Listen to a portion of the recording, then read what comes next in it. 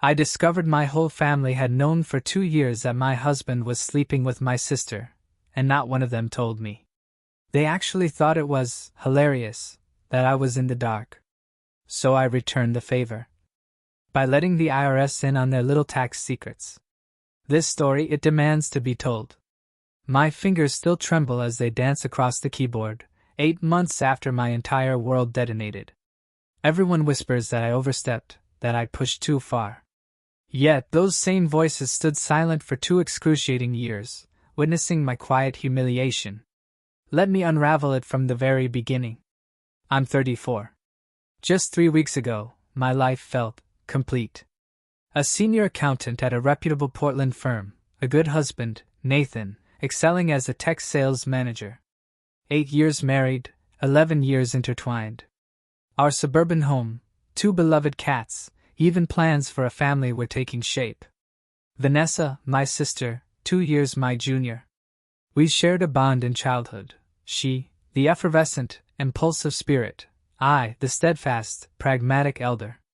Our parents, Gerald and Patricia, built a thriving commercial property management empire over 3 decades, securing a comfortable fortune, not stratospheric, but ample enough for early retirement. Vanessa held the title of marketing director there, forever cloaked in their unwavering favoritism, a truth they'd never concede. For her, eras evaporated. Dropping out of college became an immediate job offer, a drunk driving wreck, swiftly erased with their endless resources.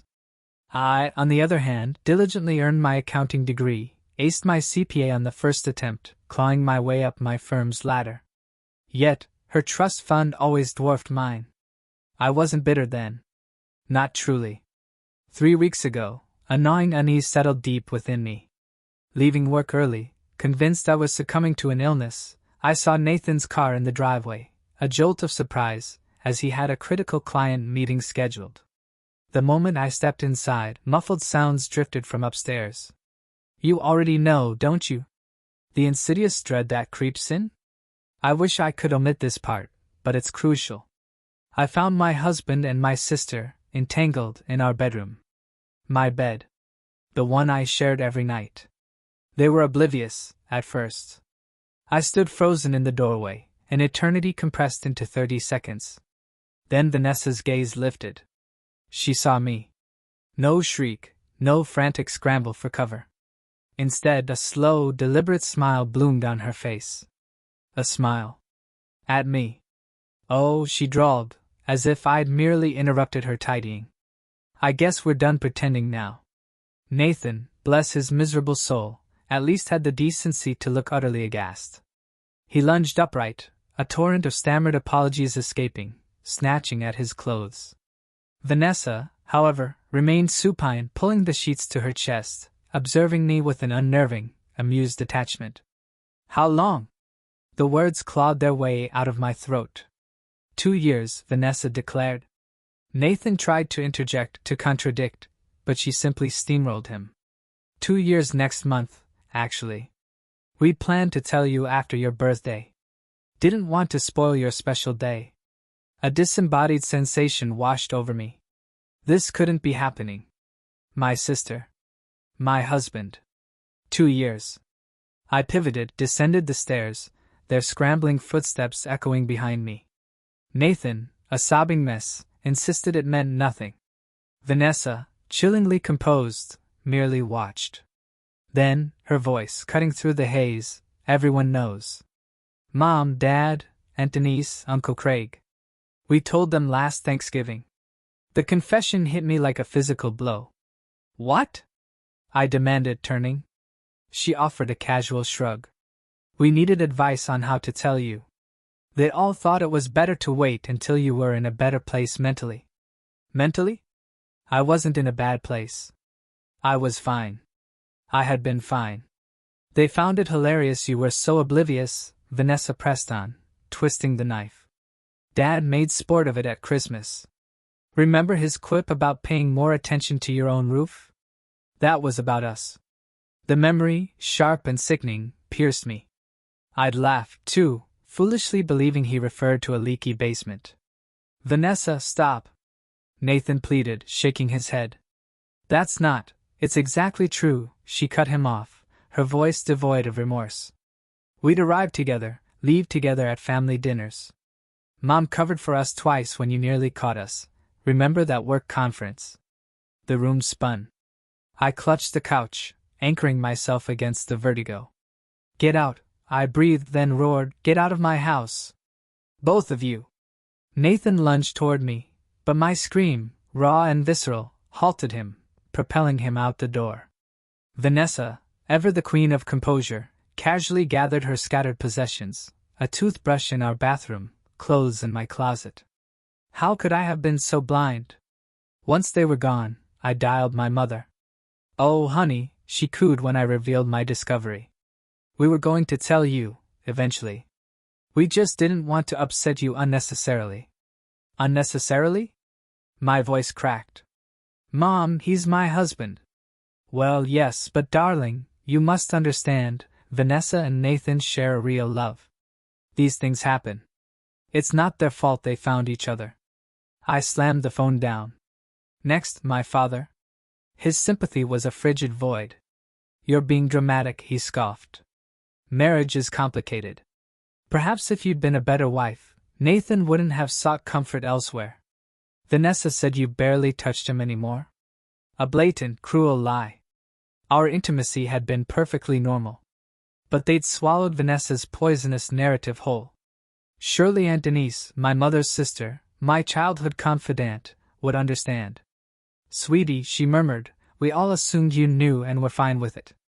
You seemed so happy at gatherings. We figured you and Nathan had some sort of arrangement. An arrangement? They thought I was fine with my husband betting my sister? The days that followed blurred into a suffocating haze. My own home, the sanctuary we'd built, became tainted, every surface, every memory, contaminated. I fled to a hotel, feigning illness to escape work, utterly incapable of functioning. Then the messages started. Vanessa, my sister, had publicly declared her freedom with Nathan on social media, thanking our family for their support during this difficult time.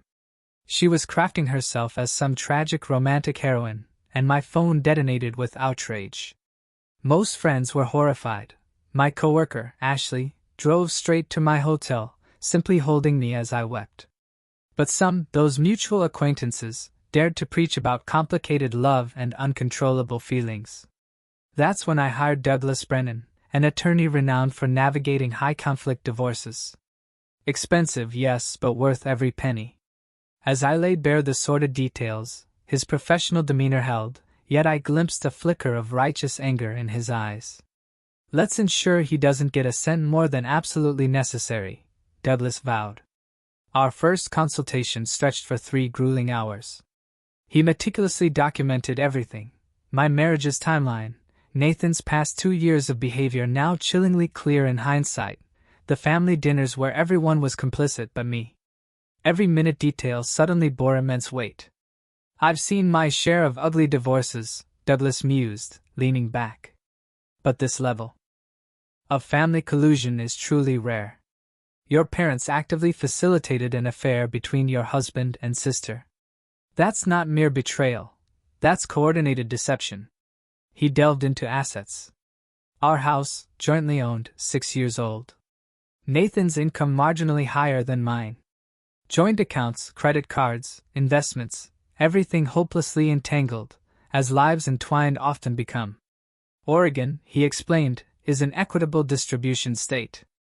Assets are divided fairly, not necessarily equally.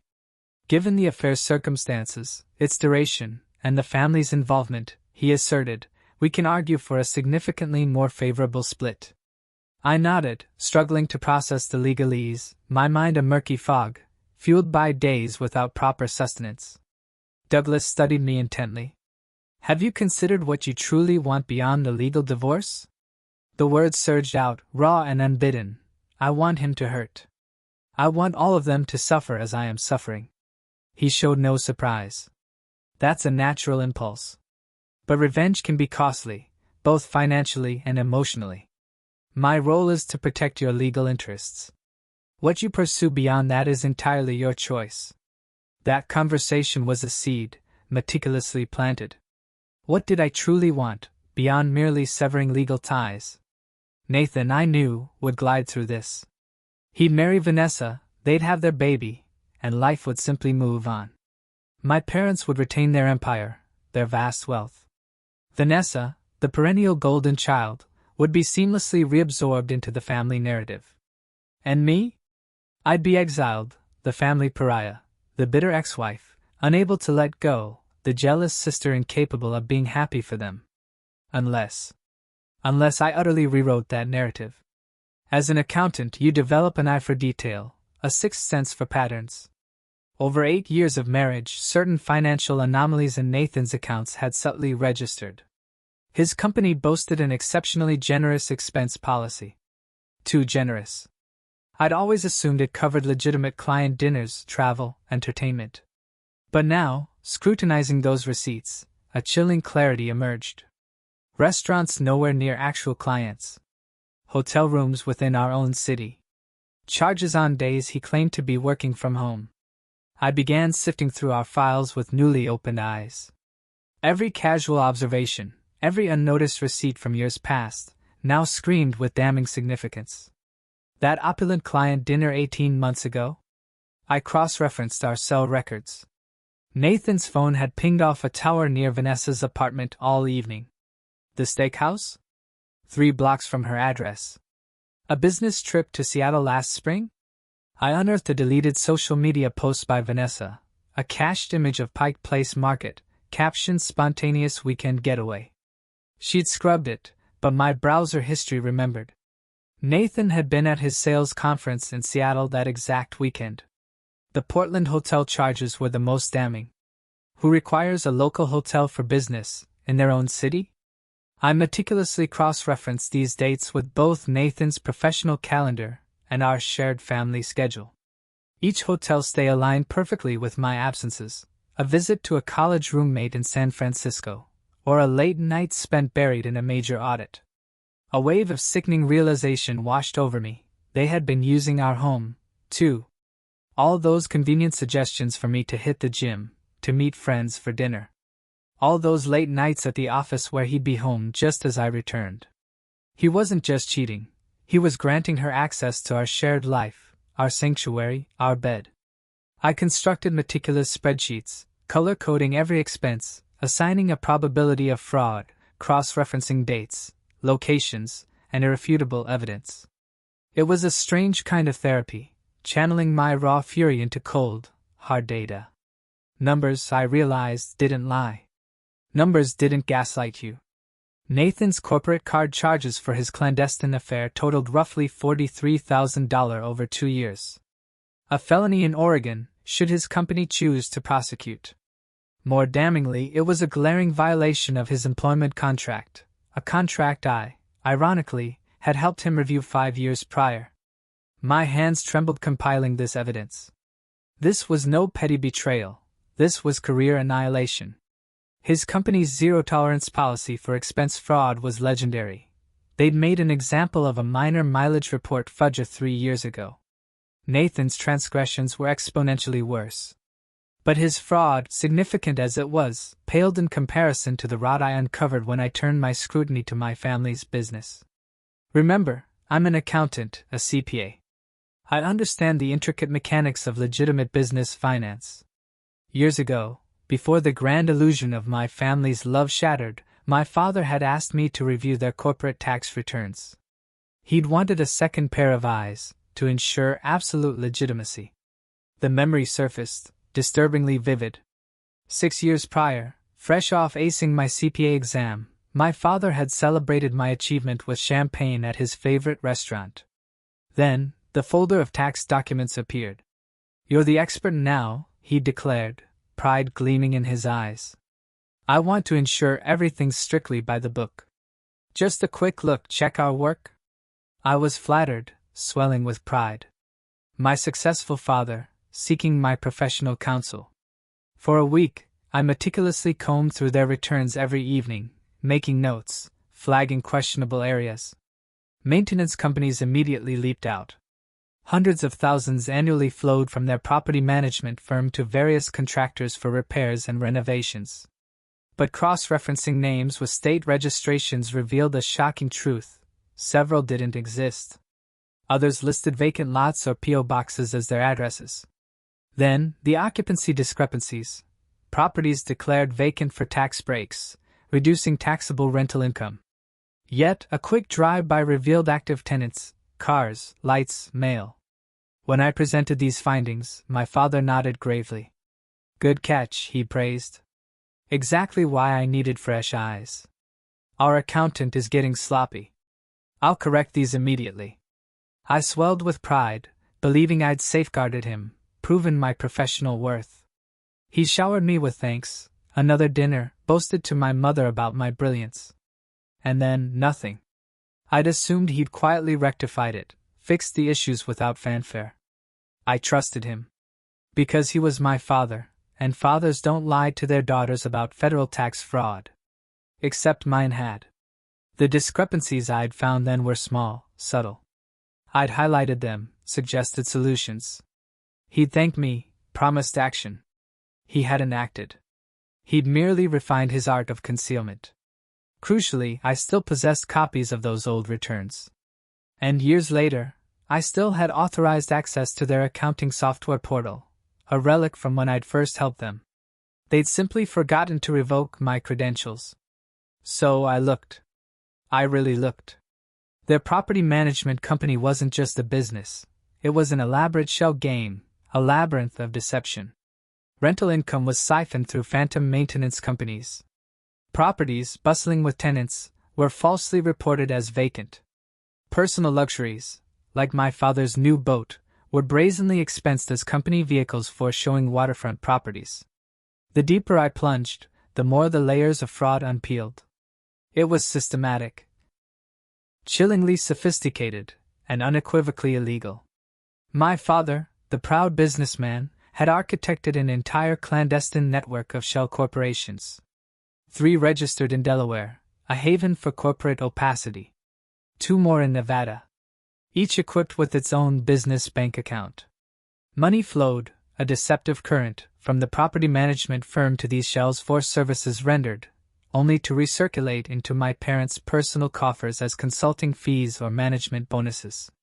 The fake maintenance companies, brilliant in their simplicity, bore names like Summit Property Services, Cascade Building Solutions, Northwest Renovation Group, all sounding impeccably legitimate, boasting business registrations and federal IDs. They submitted flawless, professional-looking invoices for work that was never performed. I meticulously traced one egregious example. A managed property supposedly underwent a $50,000 renovation. New roof, plumbing, electrical. Summit Property Services was paid in full. Yet property records showed 0 permits filed. A drive-by revealed the roof visibly aged, identical to photos from 5 years prior. That $50,000 had vanished into Summit's account, then mysteriously reappeared in my father's personal checking as an investment distribution. Multiply that across dozens of properties, over 5 years, and the figures became grotesque. The vacant property scheme was even more audacious. Oregon property taxes hinge on rental income, report less, pay less. My parents oversaw 73 commercial and residential properties. Their tax returns falsely claimed 18 were vacant for significant periods annually. Posing as a utility company, I called each vacant address. Every single one had active tenants, living or working there precisely when my parents claimed they were empty. This meant unreported rent, likely cash, or funneled through yet another undeclared shell entity. Then there was the boat, a 42-foot yacht, a $230,000 indulgence, registered to the property management company. It was declared a business asset, for client entertainment, and showing waterfront properties. But I had been on that boat countless times for family trips. My Facebook feed held photos from last 4th of July, our entire family on deck, my father at the helm. Nothing about those voyages was remotely business-related. The IRS's rules on mixed-use assets are stringent. Legitimate business use must be proven. My father couldn't. He'd literally written off a $250,000 toy as a business expense. For 12 relentless hours I toiled, building my meticulous case. Coffee grew cold, Phone rang ceaselessly. Nathan, my mother, Vanessa. I dismissed them all. This was paramount. By 3 a.m., my retribution was meticulously organized, a master spreadsheet linking every fraudulent transaction, supporting documents scanned and labeled, a damning timeline of deceit. Even photographs and social media posts, irrefutably proving business assets were personal indulgences. The documented federal tax liability alone exceeded $600,000. That's before Oregon state taxes, another easy $200,000, plus crippling penalties and interest. The IRS could levy a 75% penalty for civil fraud. Criminal penalties? Far worse. The figures were simply staggering. Over the last 5 years, they'd evaded at least $600,000 in federal taxes, likely more, but this was what I could prove. I sat amidst the spreadsheets carpeting my hotel bed, a zombie after 4 days of sleeplessness. I looked like hell, but I possessed everything I needed. My mother called that afternoon. "We're having family dinner Sunday," she announced, her voice saccharine. "Your father insists you come. We need to discuss this situation like adults." "What situation?" I deadpanned. "Your divorce from Nathan, and Vanessa's relationship with him. And darling, we need to figure out custody arrangements." "Custody? We don't have kids." "Not yet. But Vanessa is pregnant." The world ceased to spin. "What?" "She's 8 weeks along. So you see, this is more complicated than you're making it. That baby needs a stable family environment. Your father and I believe it's best if you move back east, nearer to your cousin Diane. Start fresh. We'll help you financially, of course. But you need to let Nathan and Vanessa be happy." I gasped for air. 8 weeks. They'd known for weeks, perhaps even when I'd found them. Vanessa's smug smile in my bedroom solidified into something infinitely more sinister. She hadn't just won, she'd already secured everything. "Are you there?" my mother's voice chirped. "I'm here." "So you'll come to dinner Sunday at 6? "Yes," I heard myself say, my voice an echo. "I'll be there." The call ended, and I sat motionless for 20 minutes. Pregnant. My sister, pregnant with my husband's child. They were building the family I'd always dreamed of, the one Nathan and I had planned. All those conversations about waiting until we were financially secure, until the mortgage was paid, his career solid, reasons that once seemed so logical. He'd been meticulously planning a different family all along. My phone buzzed. A text from Ashley, my steadfast coworker. "Lunch tomorrow. You need to eat, and I need to make sure you're okay." I agreed. Ashley, my closest confidant at the firm for 3 years, had met Nathan at countless company events, even attended our wedding. When my world fractured, she was among the first to offer her spare room, her time, her unwavering, fierce support. The next day, over uneaten salads, I shared the brutal truth of the pregnancy. "Jesus Christ," Ashley gasped, dropping her fork, her hand instinctively gripping mine across the table. "I'm so sorry." "That's—" I have no words. "They want me to disappear," I continued, my voice flat. "My parents are offering a hefty sum to relocate, to ensure I don't make things awkward." Ashley's expression, usually a mask of diplomacy, hardened into pure, blazing anger. "What are you going to do?" That question had echoed in my mind all night. What was I going to do? I could take their blood money, $50,000 for a fresh start, first and last month's rent far away. I could simply vanish, granting them their undisturbed, happy ending. Or I could fight. "I found something," I murmured, glancing around the restaurant, a whisper of a secret about my parents' business. Financial irregularities. Ashley, shrewd and perceptive, didn't press for specifics in public. "Are you certain you want to walk down that road? Once you embark on something like this, there's no turning back." They laughed at me, Ashley. My own family found my humiliation hilarious. My father, joking at Christmas. "I know," she conceded, "and they are utterly deplorable for it. But reporting them, that will shatter everything. Their business, their finances, perhaps even prison, depending on your findings." Good, I stated, the word emerging sharper, harder than intended. They deserve it. Ashley's gaze held mine for a long, heavy moment. I won't tell you what to do, but I will tell you revenge carries a heavy price. Not just for them, but for you. You'll live with this decision forever. I'm already living with the consequences of their decisions, I countered. At least this way, I'm the one making the choice. She squeezed my hand again. Then I support you. Whatever you decide. Just promise me you'll consider it carefully. Be absolutely certain this is what you want. I promised, but my resolve was already etched in stone. The next 2 days were a blur of intense finalization. I constructed a portfolio so undeniable, so comprehensive, that even a rookie IRS agent couldn't misinterpret it. Bank statements, tax returns, property records, transfer documentation, everything meticulously cross-referenced and highlighted. Then I filed a report with the IRS whistleblower program. Surprisingly simple, Form 211, evidence submitted, then wait. If the IRS recovered funds based on my information, a reward of 15 to 30% of their collection awaited. Potentially 6 figures.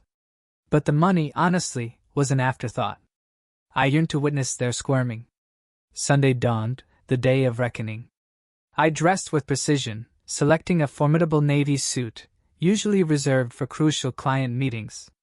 I needed to project unshakable composure. Punctually at 6, I arrived at my parents' house. Nathan's car, then Vanessa's, already occupied the driveway. My mother greeted me, her attempt at a hug met with my deliberate step back. Let's just get this over with, I stated, my voice flat. The dining table, set for 6, awaited. My parents, Vanessa, Nathan, myself, and one ominously empty chair. Uncle Craig's running late, my mother offered faintly. A heavy silence settled. My father cleared his throat, a theatrical preamble. Your mother and I have discussed the situation, he began, and we've devised a solution we believe will make everyone happy. I'm listening, I prompted, my tone devoid of warmth. Nathan and Vanessa intend to marry as soon as your divorce is final. We'd be delighted to host the wedding here. Small, tasteful, family only. I offered a slow, deliberate nod. Go on.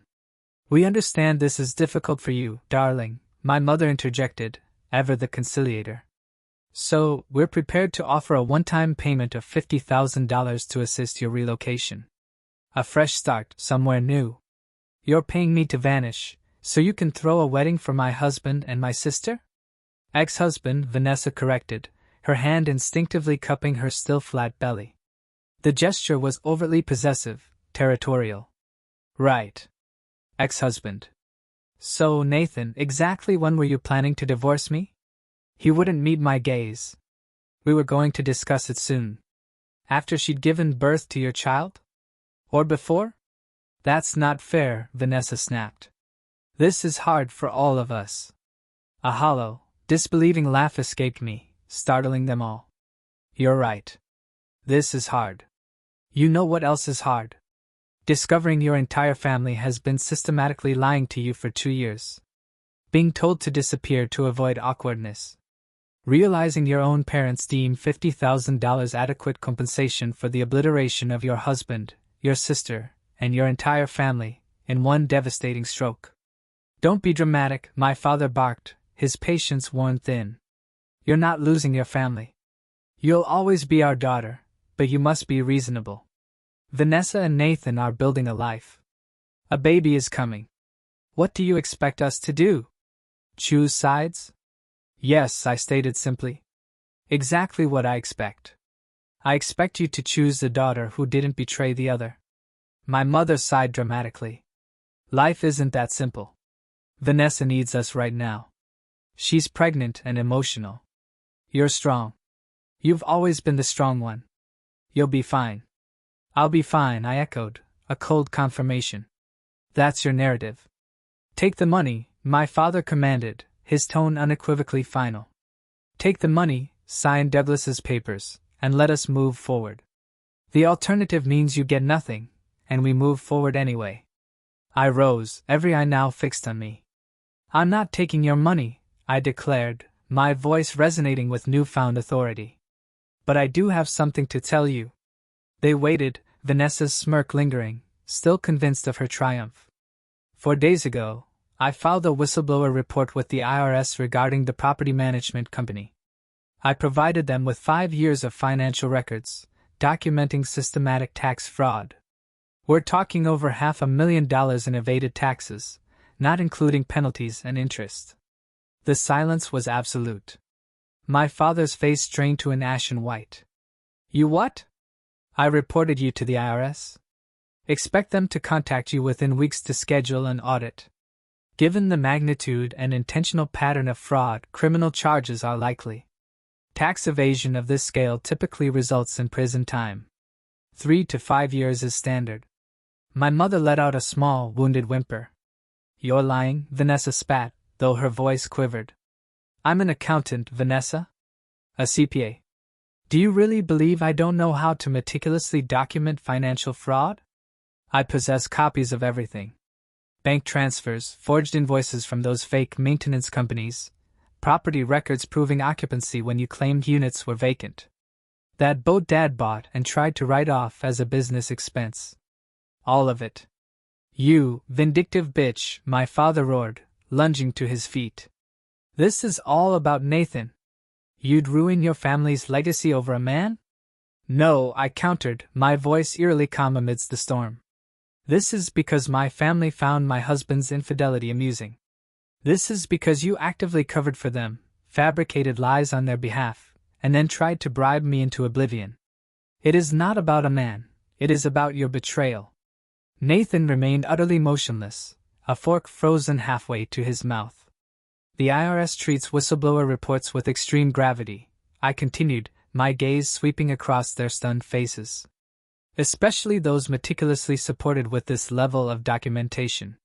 They will freeze your assets during the investigation. The business will be shuttered. Your personal accounts, too, likely. All those properties you manage, you'll have to explain to every landlord why their funds are inaccessible. You can't do this, my mother whimpered, her face awash with terror. Please, we're your family. You ceased being my family the moment you prioritized Nathan and Vanessa's happiness over basic human decency. The moment you mocked my ignorance, the moment you treated my marriage as a convenient joke. I picked up my purse. One more thing, I added, turning to Nathan, who finally stirred, his eyes wide with dawning horror. I also compiled a comprehensive dossier of every corporate expense you illicitly used to fund your affair. The hotels, the gourmet restaurants, the clandestine trips. I forwarded it all to your HR department yesterday. I believe misusing corporate funds for personal gain is clear grounds for termination, and quite possibly, criminal prosecution. Nathan's face went utterly ashen. No, you didn't. I did. Check your email. You should have received notice this morning, placed on administrative leave, pending investigation. Vanessa sprang up so violently her chair clattered backward. You can't. I'm pregnant. We need Nathan's income. You should have considered that, I replied, my voice chillingly level, before you decided sleeping with my husband was worth the price. I walked towards the door. My father, his face contorted with fury, intercepted me, seizing my arm. If you go through with this, you're dead to us. Do you understand? Dead? We will never speak to you again. I looked down at his grasping hand, then up into his furious eyes. You haven't really spoken to me in 2 years, I stated, pulling my arm free with unexpected strength. You've just been waiting for the opportune moment to tell me I wasn't worth your honesty. And then I walked out. The fallout was immediate, and utterly spectacular. The IRS, armed with my undeniable documentation, moved with devastating speed. Within 2 weeks, my parents received notice of a full-scale investigation. Their accounts were frozen solid. The property management business, their 30-year legacy, was effectively dismantled overnight. Landlords, frantic, demanded access to their funds, only to discover everything ensnared in federal holds. Nathan was summarily fired. His company wanted no liability from an employee who'd brazenly stolen from them, even if it was just expense account fraud. Vanessa, whose livelihood stemmed from the now-defunct company, found herself abruptly unemployed. My family, in their predictable fashion, tried to fight back. My father's hired attorney, after one look at my meticulously compiled evidence, delivered a grim prognosis: serious prison time. A plea deal was the only flicker of hope. My mother's calls inundated my phone for weeks. I ignored every single one. Finally, a desperate text: "Please, your father might go to prison. Don't do this to us." My reply was succinct, chilling: "You did this to yourselves." A month after the dinner, Vanessa stormed into my workplace. Security had to forcibly remove her as she shrieked venom in the lobby, branding me every imaginable name: destroyer of an innocent baby's life, jealous, vindictive, evil. Perhaps I am. I've stopped caring. Nathan, ever the tactician, tried a different approach. A lengthy, self-serving email arrived, brimming with apologies, claiming he'd made mistakes but didn't deserve to lose his career. He painted Vanessa as the temptress, himself the weak victim, even offering to testify against my parents if I dropped the complaint against him. I forwarded his email to Vanessa. No comment. My divorce is proceeding, with Douglas, my unwavering legal architect, doing exceptional work. Nathan, bereft of funds for a competent attorney, now relies on legal aid. Douglas projects our official divorce within 8 to 10 months, remarkably swift, given the intricate tangle of our assets. The IRS investigation continues. These things demand time. But my contact there, yes, I have a contact now, unofficially assures me it's an ironclad case. My father will almost certainly accept a plea deal, which will include prison time and full restitution of taxes owed, plus penalties. We're well over $1 million at this point. His preliminary hearing is set for 6 months from now. The whistleblower reward will take longer, but a substantial sum is inevitable. I envision using it as a down payment on a new home, somewhere utterly unknown to any of them. My extended family, once a pillar, has fractured irrevocably. Aunt Denise attempted to play mediator, but I swiftly extinguished that effort. Uncle Craig, my self-proclaimed family patriarch, branded me a traitor. I blocked him without a second thought. Some cousins, to their credit, reached out, affirming their support, admitting they'd always felt my parents treated me unfairly. Others, however, made it abundantly clear they perceived me as a monster. I've shed people, friends who believe I overstepped, family who will never forgive. A part of me acknowledges the extremity of my actions, the nuclear option I deployed. I could have merely divorced Nathan, quietly severed ties with my toxic family. I didn't have to decimate their business, dismantle their financial empire. But they laughed at me. They found my agony humorous. They stood by, watching my husband defile me with my sister, then deemed me the problem for my delayed realization. So no, I feel no regret. Approximately 3 months after my world imploded, a text from an unknown number appeared. It was Vanessa. I lost the baby. The stress was too much. 12 weeks and everything just fell apart. I hope you're happy. I am not happy about that. Despite everything, I never wished harm upon an innocent child. I didn't reply. But I also know, with the cold clarity of logic, that I didn't cause that miscarriage. Early pregnancy losses are tragically common, often due to chromosomal abnormalities, entirely unrelated to stress. Her doctor undoubtedly explained this, but it was simpler for her to affix blame to me than to confront the indifferent cruelty of biology. Weeks ago, I saw my mother at the grocery store. She looked ravaged, aged a decade. Her hair was starker, her frame diminished. Our eyes met and she froze.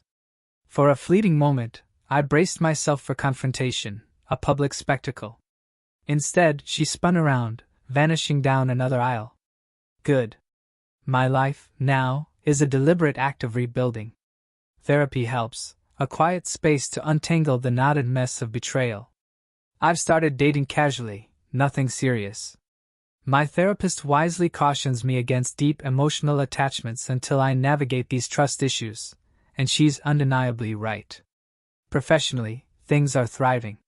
My boss, aware of the office's insatiable gossip mill, has been incredibly supportive. A promotion awaits in the spring. I've traded the sterile hotel for a cozy downtown apartment, just me and the cats I fought for. Nathan didn't contest their custody. It's quiet here. Peaceful. No one lies to me here. Sometimes, in the quiet of the night, I wrestle with the question, am I a bad person? Was my retribution justified, or did hurt and anger warp me into something cruel? Then I recall the tableau in my bedroom doorway. My mother's dismissive voice, telling me I was dramatic. My father's cruel assessment, should have been a better wife. Vanessa's triumphant smile, her casual admission that everyone knew, that they thought it was funny. And I stopped wrestling. They chose. I chose. I dismantled my family's empire and my husband's career because they obliterated my capacity for trust. They stripped me of my marriage, my sister, my parents, and 2 years of my life lived in unwitting humiliation. So yes, I reported them to the IRS. Yes, I meticulously exposed Nathan's expense fraud. Yes, I scorched every bridge behind me. And I would do it all again.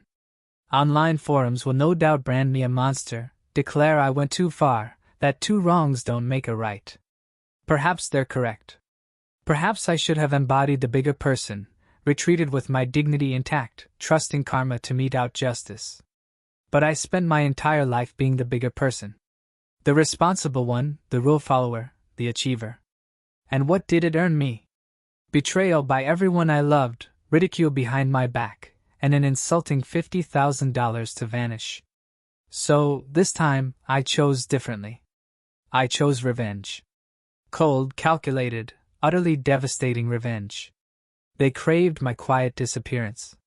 Instead, I became their most terrifying nightmare, a woman who knew their deepest secrets, a woman with absolutely nothing left to lose. My father's preliminary hearing looms in 2 months. His attorney is still desperately pursuing a plea deal, but the prosecution remains unyielding on prison time.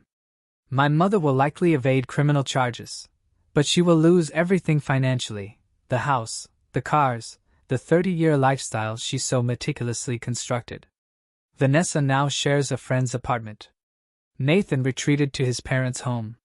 They're still together, apparently, though friends report incessant fighting. Poverty and unemployment, it turns out, are formidable adversaries to romance. And me? I am okay. More than okay. Some nights, I sleep profoundly. My conscience is clear. They had 2 years to tell me the truth. 2 years to extend basic human decency. 2 years to choose me over their own perverse amusement. They chose wrong. And now they are paying. If that renders me the villain of this story, then so be it. I'd rather be the villain who fought back than the victim who suffered in silence.